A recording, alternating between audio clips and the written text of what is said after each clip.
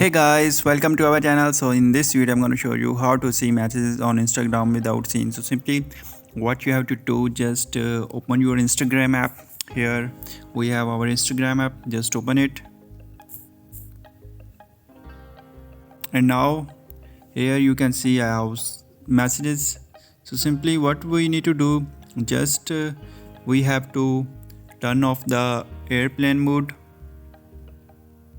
and then go back and we will read this message.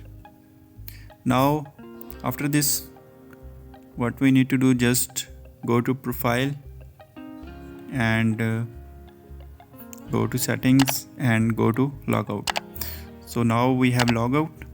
So simply what you need to do, just open your airplane mode. Now open the app info and clear the application data.